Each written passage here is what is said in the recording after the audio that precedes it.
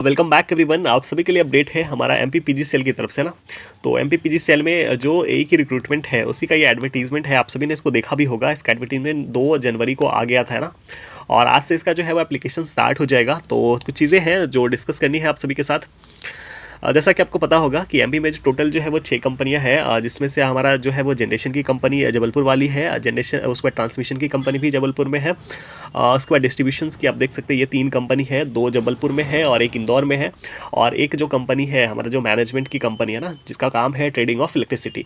तो ये टोटल 6 कंपनियाँ हैं और इस 6 कंपनियों में जो है वो अलग अलग मतलब कैटेगरी में जो है वो पोस्ट है, आप उसको देखेंगे है ना। तो ये एक ही रिक्रूटमेंट है, उसमें हमारा जो सीटें हैं वो डबल ई के लिए है, और उसके बाद हमारा सिविल के लिए है और आईटी के लिए है। तो ये 3 ब्रांचेस के लिए है, तो हम लोग उसको बारी बारी से देखेंगे। तो ये यहाँ पे डिस्ट्रीब्यूशन आप देख सकते हैं। ये 87% के हिसाब से, आपको तो पता ही होगा है ना कि 13% जो सीटें हैं उसको रिजर्व रखा गया है। जब वो उसका हाई कोर्ट का रिजल्ट आएगा या फिर जो चीज़ें क्लियर होंगी उसके बाद फिर उसका रिजल्ट जो है वो पब्लिश किया जाएगा। तो रिक्रूटमेंट जो है वो सिर्फ और सिर्फ 87% के हिसाब से होगा। और इस 87 में आप देख सकते हैं ना, तो ये जो सीटें हैं, ये जो डिस्ट्रीब्यूशन है ये डबल ई का है। तो डबल ई में टोटल जो सीटें हैं आप देख सकते हैं वो 31 है ना। तो 31 सीटों का डिस्ट्रीब्यूशन इन्होंने देख के बताया है, आप यहाँ पे चीज़ें देख सकते हैं। तो इंदौर में आप देख सकते हैं टोटल 3 है, भोपाल में 4 है, फिर जबलपुर में भी 4 है, फिर एमपी पीटीसीएल में 3 है और जबलपुर में एमपी एमसीएल में 6 है। तो टोटल 20 सीटों का डिस्ट्रीब्यूशन इन्होंने बताया है। ये कौन सी कैटेगरी है ये आप देख सकते हैं, ये यूआर की कैटेगरी है ना। मेल और फीमेल का अलग करके इन्होंने बताया। फिर रिजर्व कैटेगरी का है, तो टोटल सीटें इन्होंने बताया। इस तरीके से आप चीज़ों को देख सकते हैं। तो जो अदर स्टेट वाले हैं वो यूआर में कंसीडर किए जाएंगे। तो इस तरीके से चीज़ें जो है वो रहने वाली है। ये आप देख सकते हैं, ये 13% का जो डेटा है नहीं, 13% का जो इन्होंने रिजर्व रखा है, उसके बाद उसके बारे में इन्होंने बताया। फिर उसके बाद आप सिविल की सीटें देख सकते हैं ना। सिविल, तो सिविल में जो टोटल सीटें हैं वो 21 है। 21 सीटों का डिस्ट्रीब्यूशन आप यहाँ पे देख सकते हैं। यूआर में इन्होंने 3 बताया ना। तो इस तरीके से चीज़ें आपका रहने वाला है सिविल में, है ना। टोटल सीटें यूआर का इन्होंने 15 बताया। ओबीसी के सीटें जो है वो है ना, जो रिजर्व वाली कैटेगरी में है, तो यहाँ पे इन्होंने 13% का डेटा ये बताया। फिर हमारा आईटी की बात करें तो आईटी में टोटल सीटें हमारा 2 है ना। तो 2 है, तो आईटी वाले को देख ही सकते हैं ना। टोटल इन्होंने यूआर में भी 2 बताया इसको।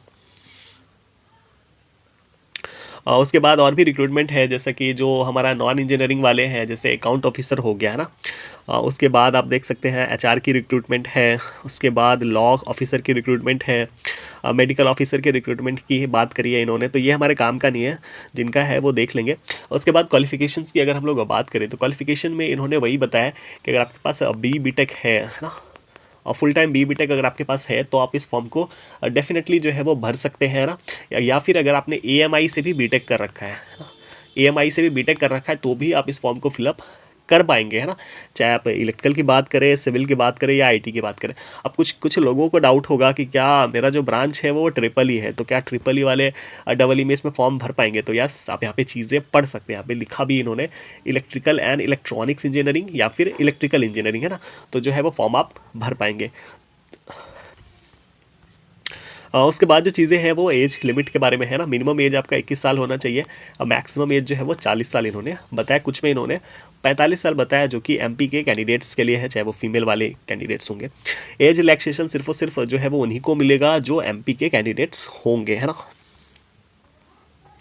रिजर्वेशंस भी ऑब्वियस सी बात है एमपी को ही मिलेगा। और उसके बाद सिलेक्शन प्रोसेस की बात करते हैं हम लोग। तो सिलेक्शन प्रोसेस इसका इस तरीके से है कि आपका CBT बेस्ड जो है वो एग्जामिनेशंस होगा, और इसमें कोई इंटरव्यू जो है वो नहीं होने वाला है ना।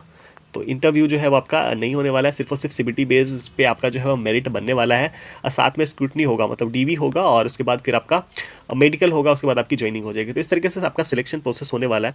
आपका जो CBT होगा, है ना, आपका जो CBT होगा, इस CBT में आपका 100 सवाल होंगे, है ना।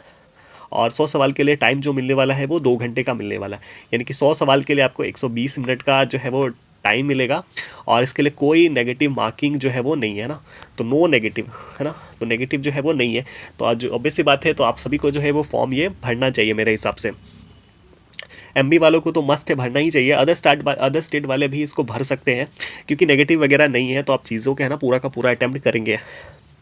तो इस तरीके से इसका सिलेक्शन प्रोसेस है और मेरे को नहीं लगता कि आपको कुछ में किसी चीज़ में डाउट होगा, है ना। ये यहाँ पे इन्होंने कंडीशन बताया कि अगर किन्हीं दो कैंडिडेट्स का या फिर कैंडिडेट्स का सेम मार्क्स आ गया तो उस कंडीशन में क्या करेंगे, तो उसके डेट ऑफ बर्थ को प्रेफर करेंगे या फिर उनके 10th के मार्क्स के हिसाब से उनको जो है प्रेफरेंस दी जाएगी।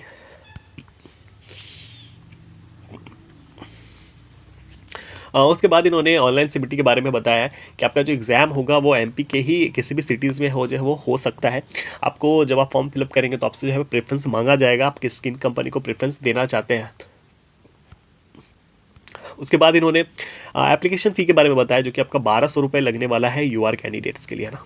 तो चीज़ें आप जो है वो पढ़ सकते हैं। जो एमपी के डोमिसाइल्स हैं उनको जो है वो 600 रुपये लगने वाला है, जो कि नॉन रिफंडेबल रहेगा। कैसे अप्लाई करना है तो उसके बारे में इन्होंने डिटेल में चीज़ें बताई हैं, आप देख सकते हैं ना। आपको 10th की मार्कशीट लगेगी, है ना। आपका जो भी एसेंशियल क्वालिफिकेशन है, यानी कि बीटेक के मार्कशीट और सर्टिफिकेट आपको लगने वाले हैं। अगर आपका उसका एक्सपीरियंस वगैरह है तो वो भी आप डाल सकते हैं। फ्रेशर जो है वो एलिजिबल है इसमें। उसके बाद जो चीज़ें हैं वो हमारा ट्रेनिंग के बारे में बताया इन्होंने कि आपका जो है वो 1 साल का ट्रेनिंग होगा, है ना। फिर उसके बाद वैलिडिटी ऑफ द बॉन्ड, तो इसमें बॉन्ड भी है, आप उन चीज़ों का भी ध्यान में रखेंगे, है ना। आप यहाँ पे पढ़ सकते हैं बॉन्ड के बारे में कि जो 2 लाख का जो बॉन्ड है, यो यूआर कैंडिडेट्स के लिए 2 लाख का बॉन्ड है, बाकी अदर कैटेगरीज के लिए 1 लाख का बॉन्ड है। आप चीज़ें देख सकते हैं यहाँ पे। उसके बाद पे स्केल के बारे में, है ना। तो पे स्केल के बारे में भी चीज़ें आप देख सकते हैं यहाँ पे। आपका जो पे स्केल रहने वाला है वो 56,100 से लेके, है ना, 1,77,500 के बीच में रहने वाला है। अब प्लस जो भी अलाउंसेस वगैरह होंगे वो आपको दी जाएगी।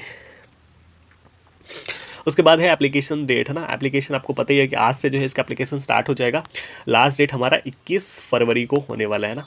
तो ये चीज़ें हैं। उसके बाद करेक्शंस के लिए भी इन्होंने बताया है, करेक्शंस के लिए भी आपको टाइम दी जाएगी, यानी कि फॉर्म जो है लास्ट डेट से पहले आपको करेक्शन का मौका दिया जा रहा है ना। तो काफ़ी स्मार्ट है एमपी वाले। तो इस तरीके से चीज़ें हैं, ये आप सभी के लिए, है ना। आप इसको अप्लाई करें। कोई भी डाउट वगैरह क्वेरी होती है तो आप नीचे कमेंट भी कर सकते हैं और टेलीग्राम में भी पूछ सकते हैं। इसका पीवाईक्यू पेपर, है ना। अब पीवाईक्यू पेपर आपको मिल जाएगा, है ना। कहाँ मिलेगा, तो नोटिफिकेशन पीवाईक्यू में, है ना।